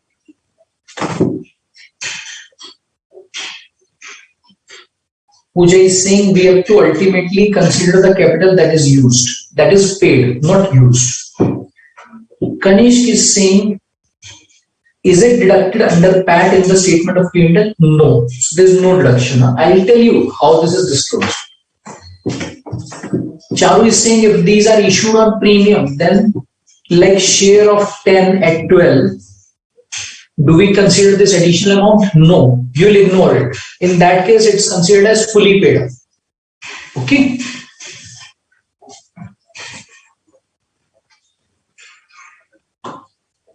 Yes, quickly, about the bonus issue, can you please tell me what is your understanding about the bonus issue? Quickly now, I'm waiting for a response. Yes, you're saying you have covered. Great. Preksha, Anu, Pooja, Hina, they are saying it's covered. Radhika, Sanchita. Yes, quickly. About the bonus issue, can you please start sharing your understanding? So what is the bonus issue? So whenever the company wants to say distribute the amount or say something to the shareholders, but the company doesn't want to give cash, means company doesn't want its cash flows to be impacted.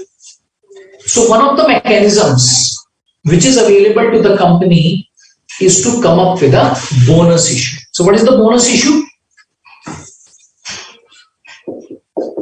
Issue of shares free of cost. Issue of shares free of cost to the existing shareholders.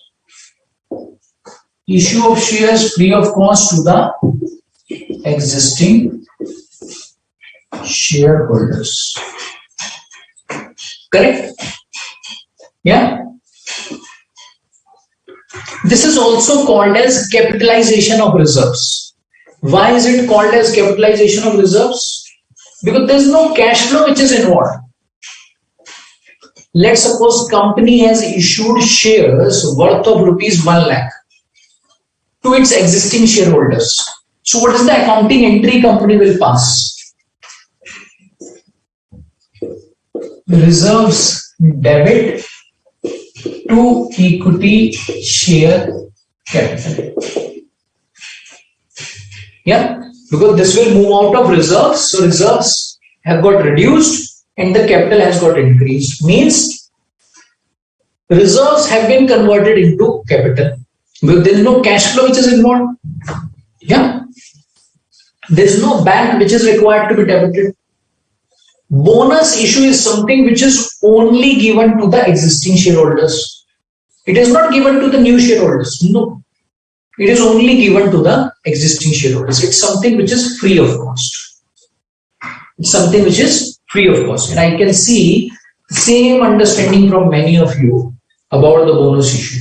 Sandeep, Pooja, Dorji, they have shared this. Tanu, Charu, Kanish. Vrinda is also talking about CRR, etc. Great. Gunjan has also confirmed that yes, we have covered Rama, Sakina. Very good. Okay, now, what is the relevance of this concept of bonus issue in relation to EPS? Whenever there is a bonus issue in the question, so in such a case, what do we find? Number of shares will increase. What do we find? Number of shares will increase. So I'm saying, what is the relevance of bonus issue? Let's say we are talking about a year. We started with 1000 shares during the year, and let's suppose 100 shares were issued during the year. Okay, and these 100 shares were in the form of bonus shares. These were in the form of bonus shares, let's suppose.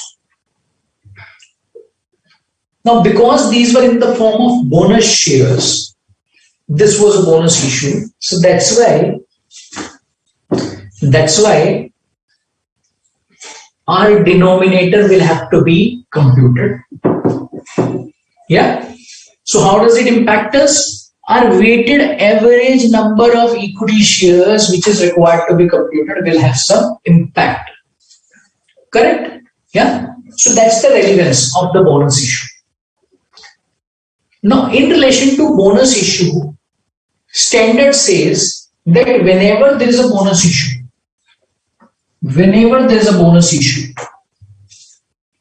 we will always consider it from the beginning of the year.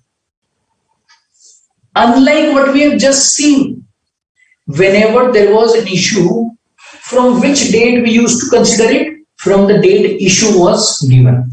But in case of bonus issue, we will not consider it from the date of bonus issue. We will consider it from the beginning of the year. We will consider it from the beginning of the year, or you can say the date when the shares were first in place. And even for the last year,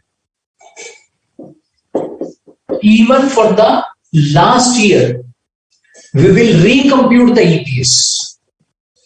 For the last year, EPS would have already been computed. Correct? We will consider this bonus issue as if it was there in the last year also, and we will recompute the EPS. This is what we will do in case there is a bonus issue. Now, question may arise, but sir, why do we do this? Why do we consider it from the beginning of the year? Why do we restate the EPS of last year? Because it's the capitalization of reserves. It's something which would have existed over here also. Yeah, so that's why it's considered from the beginning of the year, or we can say the date from the shares were first in place. Correct? And let's now understand how do we do this adjustment. So we can go to illustration number 3 on page number 1.99.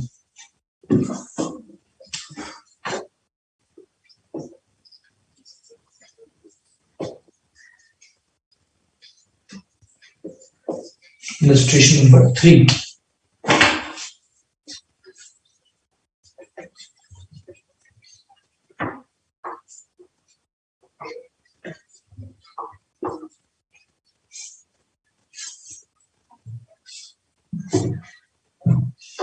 Yeah, this should give us the clarity around this. Net profit for the year 2000 X1 is 18 lakh.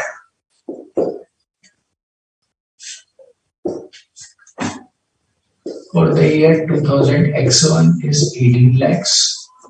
For the year X2 is what? 60 lakhs.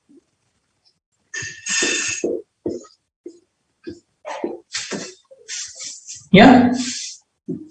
Number of equity shares outstanding until 30th September 2000 X2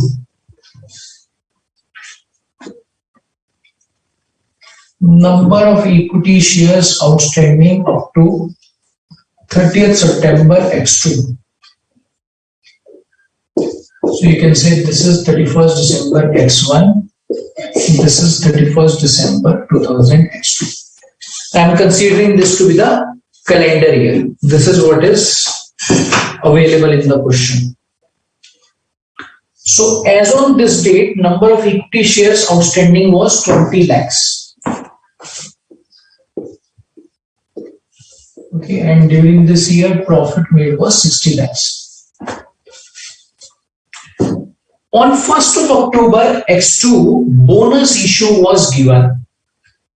2 equity shares were given for each equity share outstanding. On 1st October, bonus issue is given.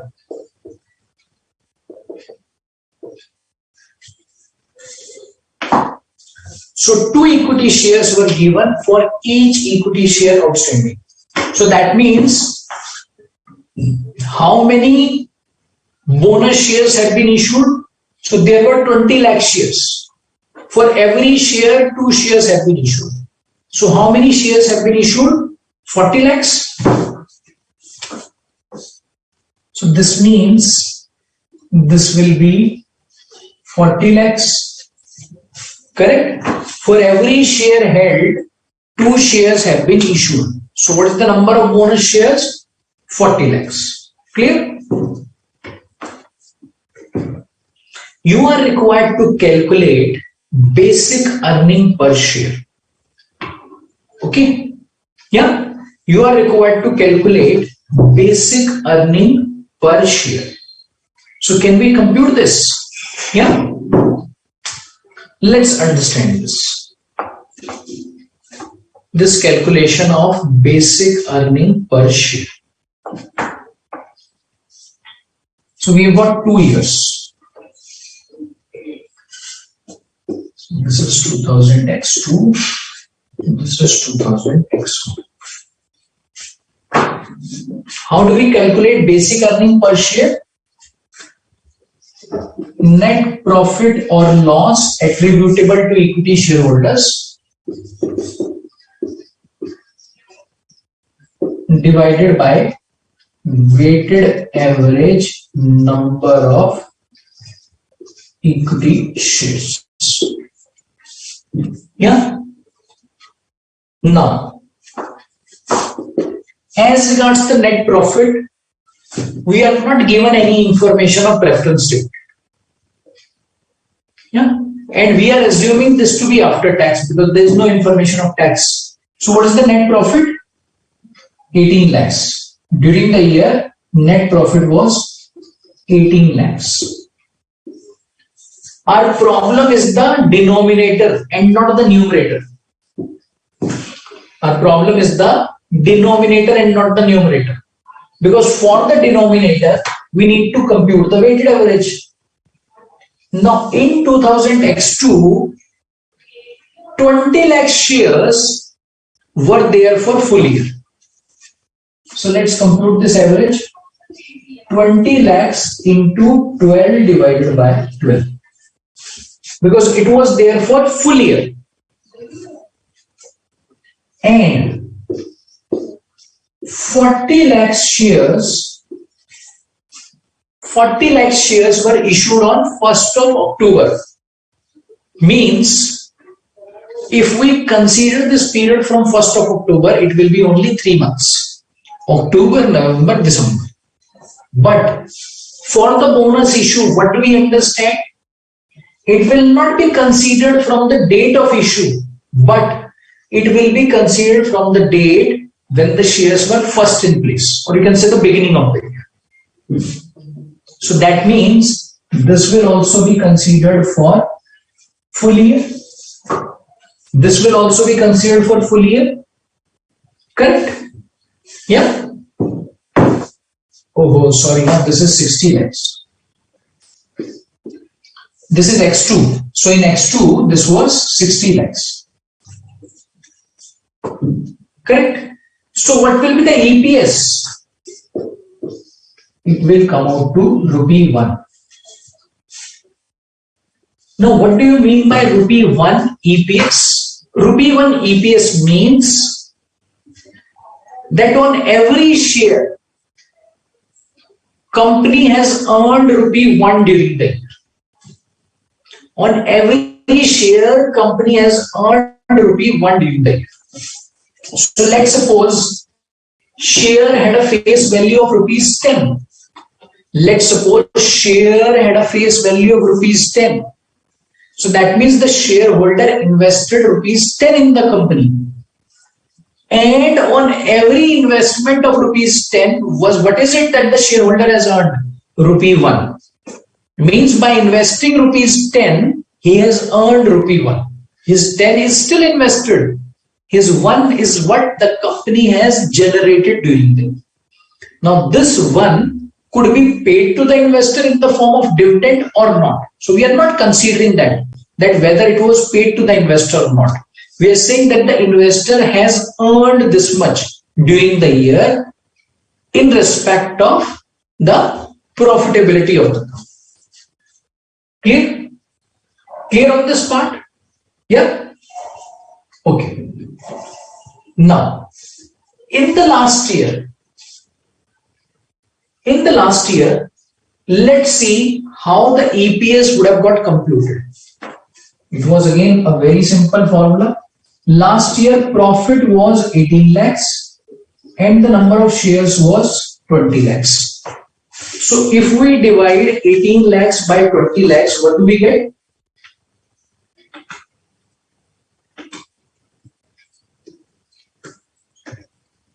We get 0.90.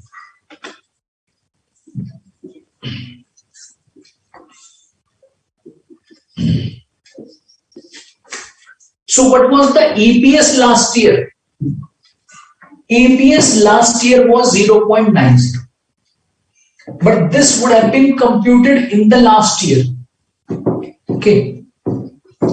Now, when we are computing the EPS of the current year and we have bonus issue during the year, what do we need to do? We need to ignore this. And we will have to recompute this. We will have to restate the EPS. This EPS for the last year will have to be recomputed. And let's understand how will that be computed. We will have to consider this bonus issue in the last year also.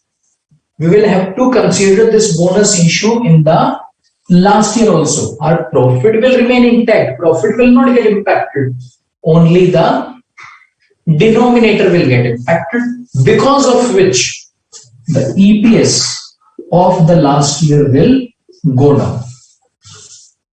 This EPS, which we have computed for the last year, will be called as adjusted EPS, or you can say restated EPS. Okay, clear on this? Clear on this part? Any questions, any doubts that you may have on this, please let me know.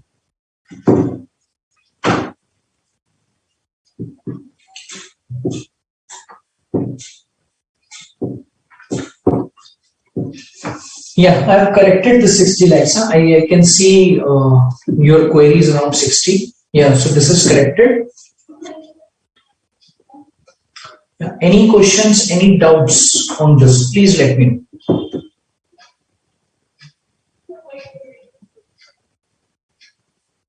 Sandeep is asking, sir, why? Okay, sorry. Sandeep had given the response. Vrinda is asking, sir, what is the point of recomputing EPS of last year? Very simple. Idea is to make the comparison. See, in the current year, what did you find? You found your EPS to be rupee 1. Let's suppose if you don't restate this. Let's suppose if this is not restated. So in the financial statements, you will give the comparative. So in the current year, you will show your EPS to be rupee 1. And in the last year, what will you show? You will show your EPS to be 0.90. Correct? But is your EPS really 0.90 after considering bonus issue? The answer is no. If you are considering bonus issue in the current year, then you should also consider that in the previous year. And the moment you consider your EPS in the previous year, bonus issue in the previous year, your EPS goes down significantly. Now, this will be the right comparison. You can now clearly see your EPS is ₹1 and last year it was only 30 paisa. Yeah, understood. So your comparison is correct. Otherwise, your comparables will not be the right one. Ramakrishna is asking, sir, how many previous years do we need to go back to compute EPS? Only the last year, only the comparative, because the comparative year is presented in the financial statements. Okay, I think Charu had the same query. Only the comparative year. Yeah.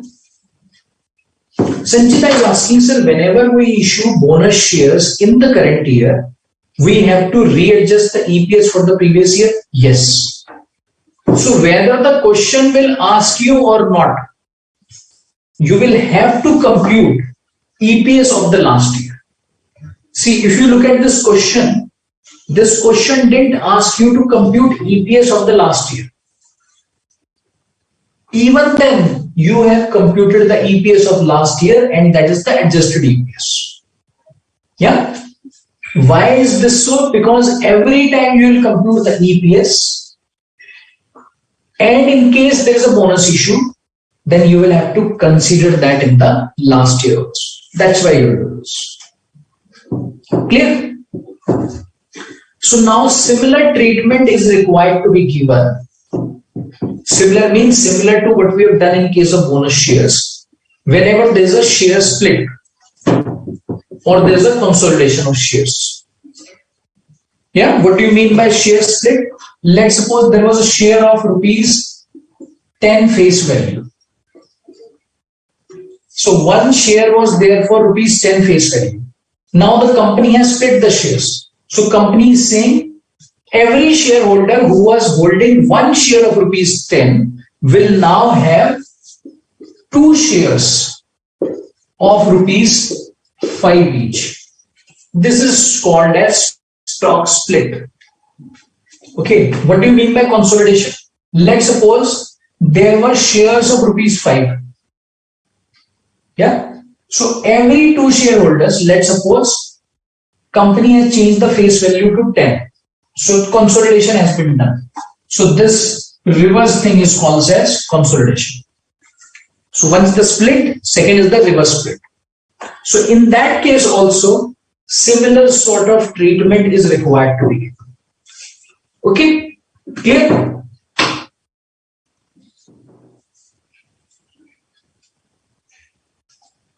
I think there is also some confusion around this presentation. Let me just show you how is this presented.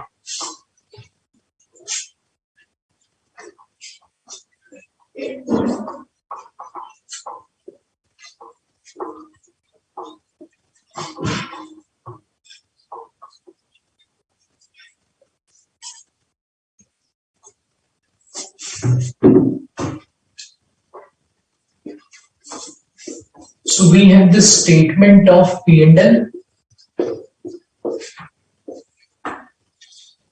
Yeah. So let's suppose we are into 2021-22. So we also give the comparative 2021. Yeah. You'll have your revenues, expenses, then profit. Then the tax will come, then you'll have profit after tax. Okay.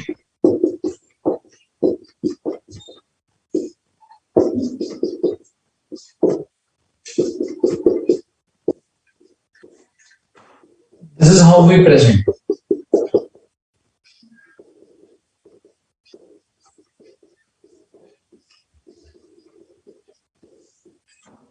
Yeah, this is how we present the items in the statement of P&L. Correct?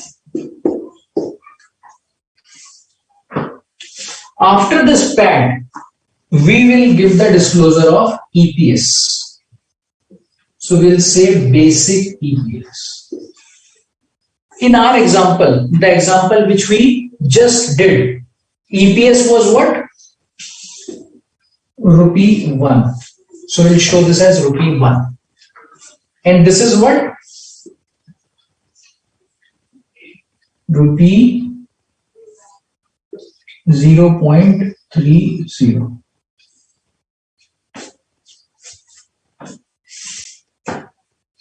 Okay, yeah, but we can also say this is rupees and we can just remove this from the presentation.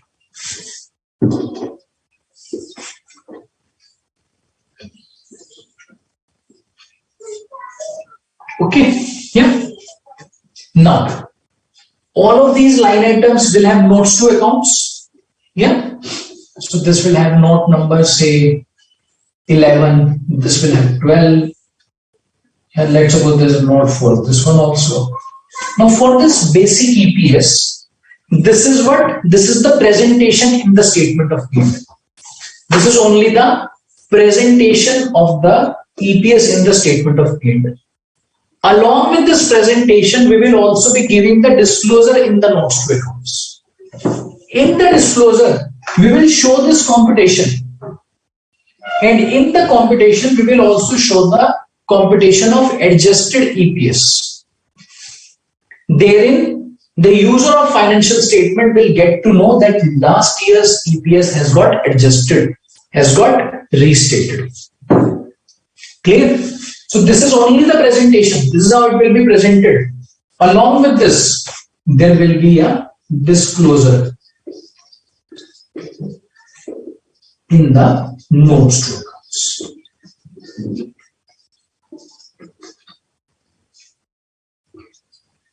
Correct? Clear on this? So let's suppose this disclosure is 22. So the number, yeah, the number of notes to accounts. So these are notes to the financial statements. Okay. Mohammed is asking, sir, why are we not calculating weighted number of shares for bonus shares? Because it is issued in October, which means we have to calculate for 3 months or not. I have already clarified that for the bonus shares, you have not received cash. Entity has not received cash. There's only a conversion of reserve into the capital. Yeah. Which could have also been done at the beginning of the year. So it's only a capitalization. That's why it's not considered on a proportionate basis from the day it's done. It's considered from the beginning of the year. And that is also the reason why it's also adjusted in the previous year. Okay. Ramakrishna is asking, sir, this adjusted EPS or restated EPS is also called as diluted EPS? No. Diluted EPS is something different. We'll get on to that in the next session. Yeah, not today. In the next session, we will get on to that. Yeah. Any more questions? Any more doubts? Please let me know.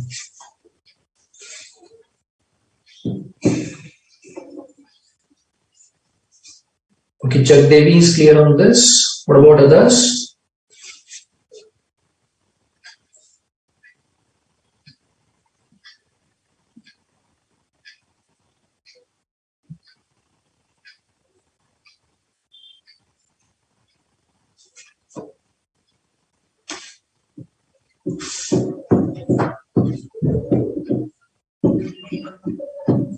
Pooja is asking, sir, what is the concept behind? I think I've just answered this. I think this has been clarified. Charu has some doubts on AS22. Charu, if you can just quickly let me know your doubt. Yeah, let me just see if we can cover this today or we can pick this in the next session. Quickly, please send across your query. Yes, any more questions? please let me know. And I think we are done with this for today, except for your queries that we are discussing now. We are not done with this accounting standard as yet. Yeah, this is yet to be completed. So we'll wrap it up this second accounting standard, yeah, this other accounting standard for today in the next session.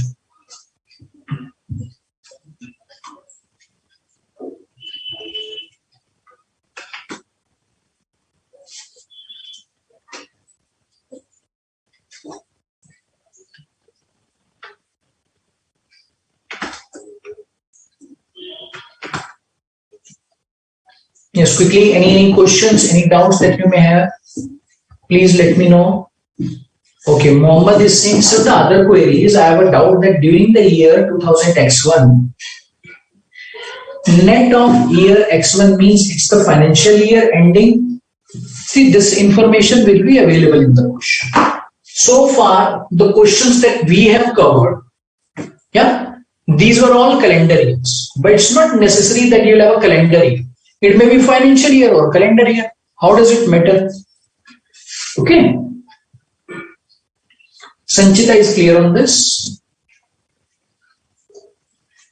Just awaiting this query from Charu. So Charu is saying, sir, this question on page number 1.157.